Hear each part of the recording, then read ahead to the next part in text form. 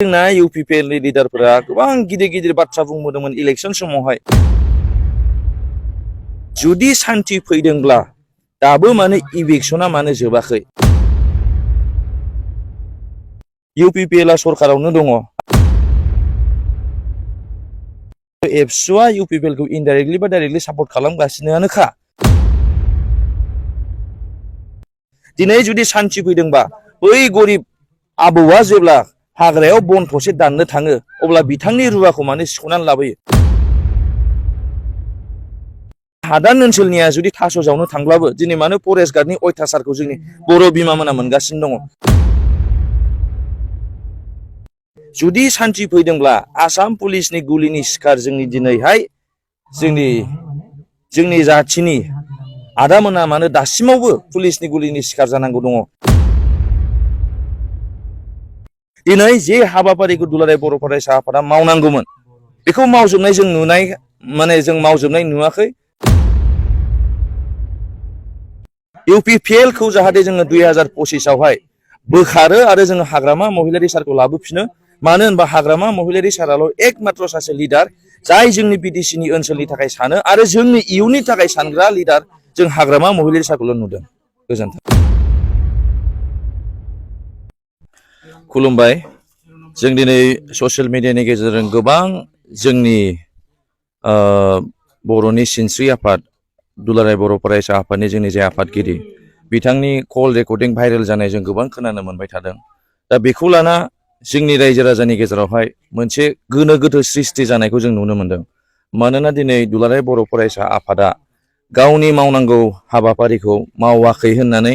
जोंनि ओनसोलनि रायजो राजाया माने सावरायगासिनो दङ बिनि सायाव आं फंनैसो बाथ्रा दिनै लाइमोन बैसोनि सेंग्रा जानानै आं बुंनो सानदों जे जोंनि यं जेनेरेसना बिनि सायाव आरो बे जे कल रेकर्डिं भाइरेल जागासिनो दङ बिनि सायाव जोंनिफ्राय मा साननाय फैदों बा जोंनि गोसोआव मा थट्स फैदों आं बेखौ रायजो राजानि गेजेरावहाय आं फोसावनो सानदों दिनै जों गोबाव सम सिगांनिफ्रायनो जेब्ला बिटिआर एकर्ड जादोंमोन बिनि उनाव जोंनि बिटिसिआव जेब्ला गुलाय गुजाय प्रब्लेमखौ जों नुदोंमोन एनकाउन्टार जानाय इभिक्सन जानाय बा बिभिन्न प्रब्लेम जानाय बे समनिफ्रायनो जों खावलायबोबाय थादों जे दुलाराय बर' फरायसा आफादाहाय गावनि मावनांगौ हाबाफारिखौ मावनांगौ आरो जाथियावहाय अलखद जायोब्ला बे अलखदखौ समाधान खालामनानै होनांगौ होननानै जों सिगांनिफ्रायनो निउसनि गेजेरजों बा जोंनि लाइमोन सेंग्रा सिख्लानि गोसोआव बे खोथाया सोमजिखांबोबाय थादों दा बेखायनो दानि परिबेसावबो जों लुगैदों जे दुलाराय बर' फरायसा आफादाहाय राजनितियावहाय स्ट्रेटलि बुङालासिनो बा थोंजोङै माने बेवहाय हेफाजाब होआलासिनो जुदि जे जोंनि समाजावहाय सात्रफोरनि जे प्रब्लेम जानाय बेखौ नायनानै होयोबा जों गोजोननाय मोनगोन जेरै जोंहा इउनिभारसिटियाव गोबां प्रब्लेम दङ थिग माने नांगौ बायदि टाइमावहाय रिजाल्ट मोना दिनै जोंना गुबुन गुबुन कलेज दङ हाई सेकेन्डारि स्कुल दङ जेरै जोंना क'क्राझार गभ हाई सेकेन्डारि एनएमपि स्कुल बेयावहाय जों बुंनो थाङोबा दिनै लकेलनि एरिया मोनसिगोन जे बे कलेजआ मोनसे जारिमिनारि कलेज गोबाव बोसोर फुराना जाबाय बे कलेजआहाय दिनै बे कलेजाव दासिमबो गोबां सात्रफोर दङ नाथाय बे कलेजाव दिनैहाय मेथ्स टिचार दंना गैया साइन्स टिचार दंना गैया बिनि खबरखौ दुलाराय बर' फरायसा आफादा लादोंना लायाखै बेयावहाय जोंना मोनसे प्रश्न दङ दिनै बड'लेण्ड इउनिभारसिटियावहाय दिनै जोंहा स्टुडेन्टफोरनि हस्टेल सिट केपासिटिया बारायबावनांगौ ना बारायबावनाङा दिनै जोंना हस्टेलावहाय सिट केपासिटिया खम ना बारा बिनि खबरखौ जोंनि दुलाराय बर' फरायसा आफादा लादोंना लायाखै बे जोंनाव मोनसे प्रश्न दङ दिनै जोंहा बड'लेण्ड मुलुगसोलोंसालिमायावहाय दासिमबो जों बुंबाय थागोन दिनैहाय खौथि फैसा दिनै टेम्परारि प्रग्रामावहाय जेरै नलेज फेस्टिभेल बा जोंहा आइएसपिएल बेयावहाय जोंनि इडुकेसन जे फान्ड दङ बिनिफ्राय बाहायनायखौ जों नुबाय खौथि फैसा नाथाय दिनैसिमबो गार्लस सेफटिनि थाखाय बा जोंनि स्टुडेन्टफोरनि सुबिदानि थाखाय दासिमबो इउनिभारसिटिनि गेटनि बायहेरायाव दिनैसिम जों स्ट्रिट लाइट नुनो मोनाखै दिनै इडुकेसन सेक्टरावहाय बिटिआर एकर्डनि गेजेरजों जों नुनो मोनदोंमोन एनआइटि जागोन जोंहा दिनै ट्राइबेल इउनिभारसिटि जागोन स्पर्ट्स इउनिभारसिटि जागोन बेफोरखौ जों सिगां समाव बिटिआर एकर्ड जानायनि उनाव खोनाबा जों लाइमोनफोरा गोबां गोगानाय मोनदोंमोन आरो जों खुसि मोनदोंमोन जे जों फरायनो मोनाब्लाबो जाहाथे जोंनि इयुन जोलैया बै एनआइटिआव फरायदों बा बै मेडिकेल कलेजाव बा जोंनि बै ट्राइबेल इउनिभारसिटि बा स्पर्ट्स इउनिभारसिटियाव फरायनानै जोंनि ओनसोलखौ जौगाखांहोथों बा जौगाखांहोगोन होनना जोंनाव मोनसे माने गोसोआव गोजोननाय फैदोंमोन नाथाय दुखुनांथाव बाथ्रा दिनैसिमबो बे एनआइटिनि जे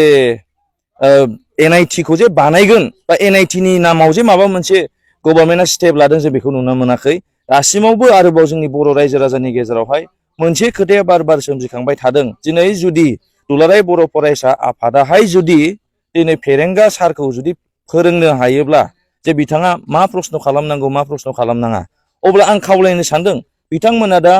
इउपिपिएलआ सरकारावनो दङ आरो जिहेतु एबसुआ इउपिपिएलखौ इनडाइरेक्टलि बा डाइरेक्टलि सापर्ट खालामगासिनोआनोखा जों लुगैनाया बे बिटिसिनि एसेम्ब्लियाव जाहाथे मोनसे बिल पास खालामनानै हरथों बा मोनसे माने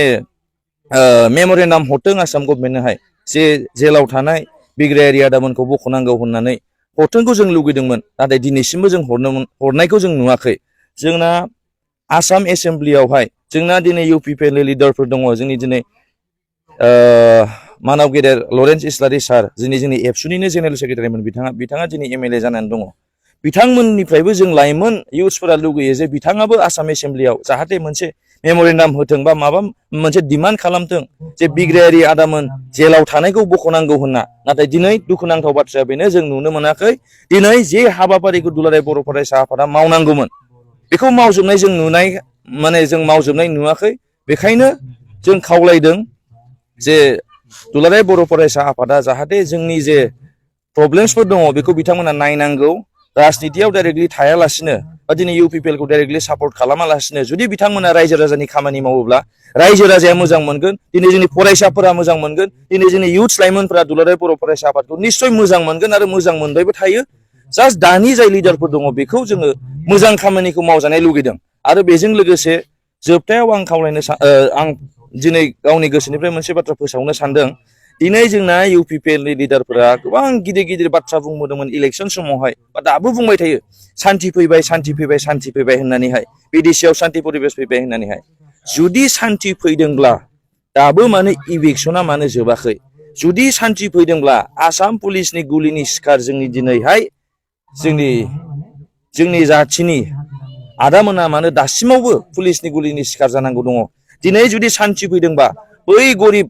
आबौआ जेब्ला हाग्रायाव बन थसे दाननो थाङो अब्ला बिथांनि रुवाखौ मानो सिख'नानै लाबोयो बिथांखौ मानो दिनैहाय पुलिसनि हाराहास्ति खालामो जुदि बै हाग्रा खाथिनिया बा हादान ओनसोलनिया जुदि थास' जावनो थांब्लाबो दिनै मानो फरेस्ट गार्डनि अयथासारखौ जोंनि बर' बिमामोना मोनगासिनो दङ जौ मावनांला दिनैहाय एमाव देनांला गुबुननि न'आव हाजिरा मावनांला होननानै जोंनि इउपिपिएलनि लिडारफोरा जोंनि रायजो राजाखौ दिनै बिथांमोना फिदिंबोदोंमोन नाथाय दिनै बिथांमोना 4 बोसोरनिफ्रायबो अधिक जाबाय सरकाराव थानाया रायजो राजानि थाखाय खामानि मावनाय जों मोनसेबो नुवाखै नंखायनो आं खावलायनो सानदों जे जोङो इउपिपिएलखौ जाहाथे जोङो 2025आवहाय बोखारो आरो जोङो हाग्रामा महिलारि सारखौ लाबोफिनो मानो होनबा हाग्रामा महिलारि साराल' एकमात्र सासे लिडार जाय जोंनि बिटिसिनि ओनसोलनि थाखाय सानो आरो जोंनि इयुननि थाखाय सानग्रा लिडार जों हाग्रामा महिलारि सारखौल' नुदों गोजोन्थों।